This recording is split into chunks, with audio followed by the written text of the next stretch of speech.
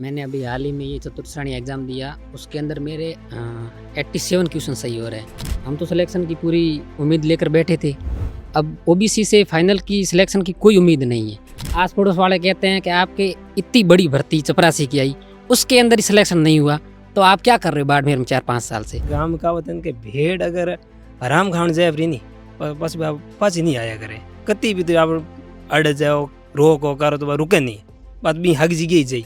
यही मांग करते हैं कि 2018 से 2025 तक जितने भी पेपर हुए उनकी सबकी उम्र और पूरी सीबीआई जांच हो। सर आप मानते नहीं हो, लोगों को नाइट में नींद नहीं आती है इसकी वजह से। अभी राजस्थान के अंदर ओएमआर सीट का घोटाला है वो काफ़ी चर्चा में है, जिसमें ऐसा कहा जा रहा है कि जो स्टूडेंट बैठा ही नहीं उनकी ओएमआर सीटें बदल दी गई, कईयों की ओएमआर सीट किसी और ने भर दी। वो पूरा मामला क्या है, इसको लेकर पूरे राजस्थान के युवा है वो आंदोलित है, जो कंपटीशन की तैयारी कर रहे हैं उन लोगों में बड़ा आक्रोश है। तो इसी को लेकर आज बाड़मेर के अंदर युवा इकट्ठे हुए हैं और आगामी आंदोलन को लेकर इनकी रणनीति बनी है। तो हमारे साथ ऐसे युवा मौजूद है जो इस भर्ती से पीड़ित है और इस ओएमआर सीट के घोटाले के पीड़ित है, ऐसे युवा भी है। तो आपका नाम?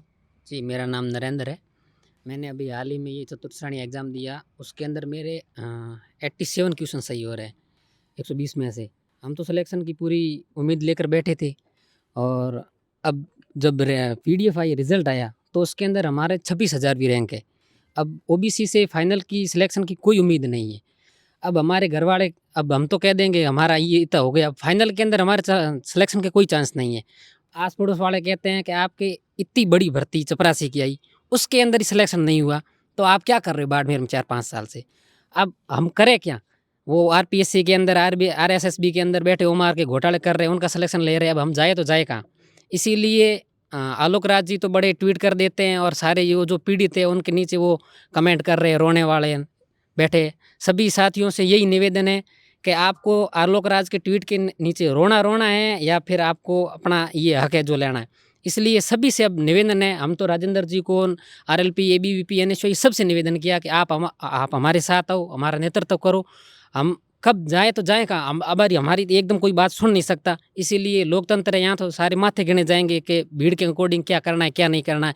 इसीलिए 27 तारीख को यहाँ हम बड़ा आंदोलन कर रहे हैं ताकि वहाँ तक हमारी आवाज़ जाए, वो सोचे समझे। और फिर चतुर्थ श्रेणी के अंदर आलोक राज कह रहे हैं कि हम आप थोड़ा चतुर्थ श्रेणी, क्योंकि आप पीड़ित भी है और आपने ये एग्ज़ाम भी दिया है, आप तैयारी भी कर रहे हैं, तो चतुर्थ श्रेणी वाला जो पेपर हुआ, इसमें जो पद है, इसमें जो युवाओं ने भाग लिया, इसकी जो इसकी प्रक्रिया पेपर की और उसके बाद अभी जो कट ऑफ जाने वाली है, इसको लेकर थोड़ा सा बताइए जो सुन रही है। जी, चतुर्थ श्रेणी पेपर के अंदर 120 क्वेश्चन आते हैं। उसके अंदर से अभी जो फाइनल का 2 गुना का रिजल्ट जारी किया है, उसके अंदर कम से कम 1.5 लाख जनों को पास किया है।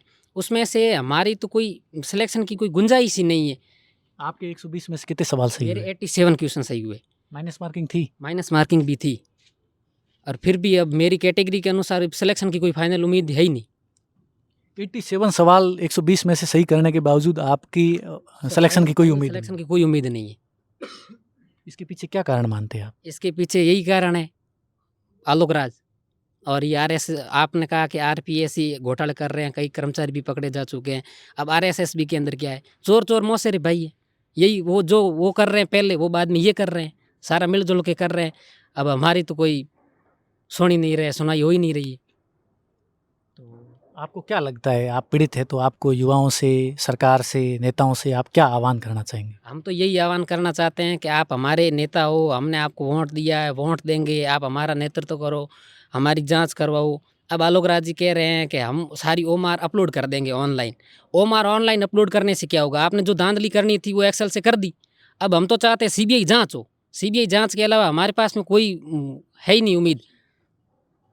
आलोक राज जी तो काफ़ी पॉपुलर थे युवाओं के बीच में, अचानक ये ऐसे भरोसा कैसे उठ गया? वो पॉपुलर रीच के खातिर थे, आते हैं, ट्वीट करते हैं, रीच करते हैं, युवाओं को भ्रमित कर देते हैं। युवा सोच रहे हैं कि बढ़िया एक्टिव आदमी है, अध्यक्ष है, जो हर समय एक्टिव रहते हैं और हर सवाल का जवाब देते हैं। हर सवाल का जवाब देते हैं गुमराह करने के लिए, ताकि अंदर से वो बाबू लोग अंदर ही अंदर घपला कर ले और मैं यहाँ लोगों को भ्रमित करता रहूँ। बस यही है।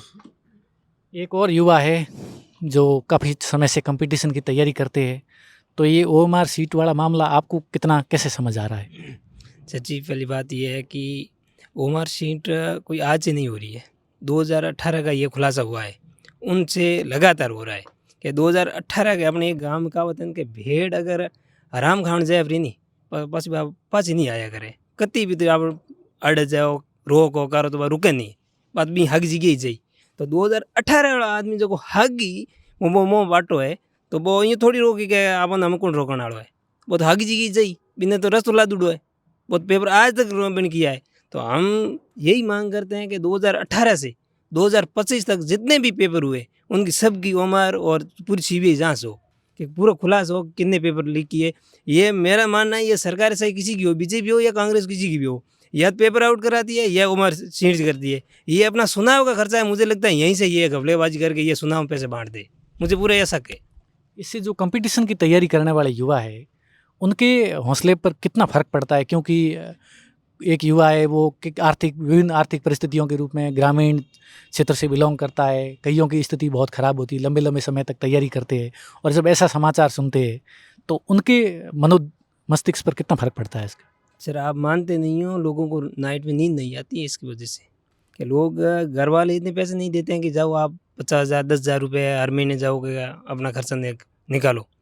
लोग दिन में 2 घंटे कहीं पे जाते हैं मजदूरी करने और शाम को पढ़ते हैं और फिर ये ऐसा संदेश देखते हैं ना तो उनको आप मानते नहीं हो चार दीवारी के अंदर वो कितने रोते हैं। उनका दिल का दर्द है वो वही जान सकता है जिस पे बीती है। और हम और आप लोग अपनी ये माइक लेके या किसी के नेतागिरी करके चले जाते हैं लेकिन हकीकत पीड़ित है वो इनका दर्द वही जानता है। जो ये नेता लोग हैं इनके तो बच्चों की ज़रूरत ही नहीं है, ये तो बैठे VIP ऑफिसों में SEO में बैठे हैं, उनको क्या पता कि पीड़ित व्यक्ति है वो कैसे गुजारा करके आता है, क्या क्या उसके समझ समाधान होता है, कैसे क्या करके जुगाड़ करता है, दाल बाटी के लिए रूम पे रहता है, लाइब्रेरी खर्चा करता है, कोचिंग करता है, अनेकों खर्चा है। और फिर भी ये लोग पहले तो पेपर लीक करते थे अब उमर सीट करते हैं, लेकिन ये करना तो इनके हाथ में पारदर्शी करते नहीं है। दोनों हम तो बोलते दोनों बोर्ड को भंग किया जाए और उनको नए मेंबर को और जिसको विश्वास पाते रहे उनको रखा जाए और उनको सब पारदर्शिता की जाए। और आलोक राज ये ट्यूट करके लोगों को गुमराह कर रहे हैं और अपनी ये लोग अगर ये बोर्ड के अंदर ध्यान दे देता तो ये लगभग रुक जाता। अगर ये वो ऑफिसर थे फौज में तो उनका कुछ दायित्व भी बनता था कि देश की सेवा कर दिए तो अब इन युवाओं को भी थोड़ा ध्यान रखा जाए, तो वो अपने बोर्ड के अंदर ध्यान रखता तो शायद ही मेरे अकॉर्डिंग ये है कि रुक जाता ये मामला कि 2018 में हुआ तो उसके बाद नहीं होता। लेकिन अब तो ये लगातार हो रहा है, 2025 तक तो पेपर हो गए हैं, इनका तो सब में हुआ है। हम चाहते हैं कि इनकी पूरी जांच कराएं। हाँ साहब हम मारवाड़ में क्या होता है कि आटे में लूण खटे लूण में आटो को नहीं खटे। जबकि बात है कि आने 4th ग्रेड में यूँ कर दी हुए कि 56,000 की भर्ती में आने लगभग आप मान के चलो के एक चुनाव का खर्चा आजा कर लिया इन्होंने। इतना बड़ा घोटाला हुआ है तो आप अनुमान लगा सकते हो कि कितने लेवल तक ये गिरे हैं। तो अभी युवाओं को जो इसके पीड़ित है जिनको लगता है इसमें गड़बड़ी हुई है उनको क्या करना चाहिए? उनको सर सबको सड़क पे आना चाहिए, सड़क जाम करनी चाहिए और लोगों से जब तक न्याय नहीं मिलता तब तक संघर्ष करना चाहिए, सरकार से लड़ना चाहिए। और हम तो सबसे यही आस लगा के बैठे हैं कि हमारे साथ में आएंगे सभी पार्टी वाले। ये किसी जाति का या कोई पार्टी का या किसी एक व्यक्ति का तो है नहीं, सभी का है। और कोई जैसे कि कोई नेता है उसके परिवार वाला है कोई वो तो मान लो कोई नहीं उनके कमिटी से एग्ज़ाम तैयारी कर रहा है, लेकिन उनके आसपास में तो कोई तो उसने वोट दिया है उनका तो है ही, कोई अमीर है कोई गरीब है, उनका सब लोगों का ही तो यहाँ हित की बात है। कोई ऐसा तो नहीं है अन्याय हुआ तब हित के लिए अब सड़कों पे आ रहे हैं। और 27 तारीख को जिला मुख्यालय पर बहुत बड़ा विशाल रैली और धरना प्रदर्शन हो रहा है जिसमें 10,000 से ज़्यादा संख्या आने की अनुमान है हम लोगों को। कि जहाँ पर देख रहे हैं सब यही बोल रहे हैं कि आप बस तैयारी करो, हम आपके साथ में हैं। आप अनुमान लगा के चलना, ये पूरा एरिया कवर करने में उनको प्रशासन और कलेक्टर साहब को दोनों को बहुत बड़ी मेहनत लगेगी इसमें कंट्रोल करने के लिए, इतनी भीड़ इकट्ठा होगी अब। तो ये वो पीड़ित युवा है जिन्होंने ये कंपटीशन का एग्ज़ाम दिया जिसमें ये बड़ा घोटाला और विसंगति सामने आई। इसके खिलाफ 27 को बाड़मेर जिला कलेक्ट्रेट पर युवाओं की ओर से एक बड़ा आह्वान किया गया है जिसमें तमाम पीड़ित और कंपटीशन की तैयारी करने वाले युवा वो आएंगे और धरना और विरोध प्रदर्शन के माध्यम से अपनी मांगें सरकार और प्रशासन के समक्ष रखेंगे। मरुधरा से खुद को जोड़ने के लिए सब्सक्राइब करें और बने रहें PK टाइम्स के साथ।